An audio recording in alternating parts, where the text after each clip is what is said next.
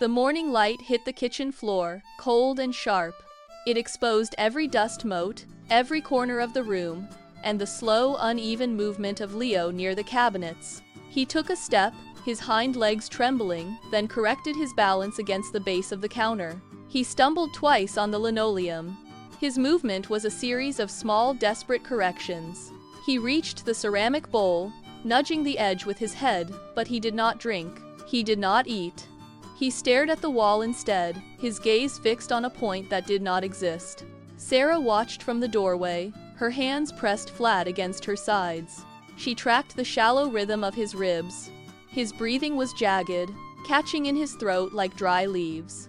The kitchen was silent, save for the hum of the refrigerator. Every second that passed made the space between them feel wider, colder, and final. Leo sank down, his weight collapsing into the floor, his eyes remaining dull and unblinking. He was no longer trying to stand. The morning had arrived, but the routine of the house had ended. Sarah knelt and slid her hands beneath him. He was light, far lighter than he should have been. His bones felt like dry twigs shifting under her palms as she lifted him against her chest. She carried him out of the kitchen and into the living room. This space held the ghosts of 3 different apartments and 2 distinct breakups. It was the floor where they had sat through long, uncertain nights. She lowered herself slowly, leaning her back against the worn fabric of the sofa. Leo moved in her arms, his claws catching briefly on her sleeve before he crawled into the familiar curve of her thighs. He settled into the weight, his body finally still. A moment later, a low, raspy purr began to vibrate against her collarbone. It was a rhythm she knew by heart, a sound that had anchored her through every move and every change in their lives.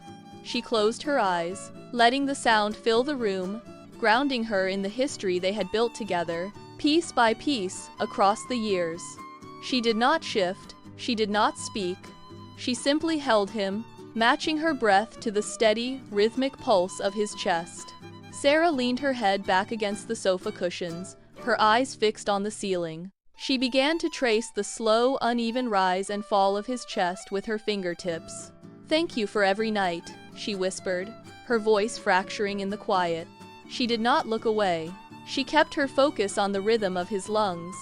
She apologized for the nights she had come home too tired to play, for the moments she had let her own frustrations spill over into the house, and for the times she had been too distracted by her own life to notice he was waiting. Each word was a physical effort, a release of weight she had carried for years. Outside, the street noise continued, but it sounded distant, muffled by the heavy glass of the windows. The world had retreated to the boundary of the living room walls. She felt the vibration of his purr beneath her palms, thinner now, flickering like a dying light. She smoothed the fur along his back, her movements steady and deliberate. Every apology was a tether, a way to keep him grounded for just a few seconds longer. She breathed in sync with him, counting the intervals, terrified that if she stopped, the rhythm would vanish entirely. His golden eyes caught the sliver of light coming through the blinds, dimming as he looked up at her. He shifted his weight, pushing his wet nose against the palm of her hand. Once, twice. The contact was deliberate, a final anchor before the tide went out. Beneath her fingers, the raspy purr grew deeper, a sudden, intense vibration that seemed to pull every ounce of remaining energy into the sound. Then, it fractured. The vibration sputtered, skipped, and died.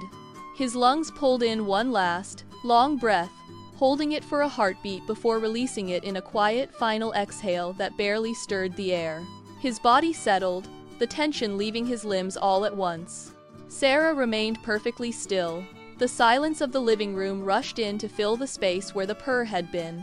It was not a soft silence.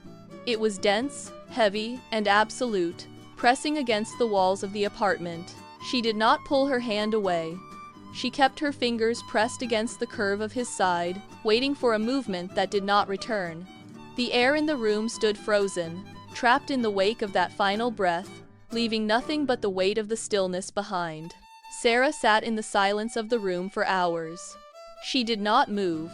She traced the spot on the shelf, where a glass vase had shattered a week ago, then shifted her gaze to the deep, jagged scratch marks on the armchair. These were not just damages. They were the physical imprints of 15 years of movement. Leo had transformed this space, turning every corner into a map of his presence.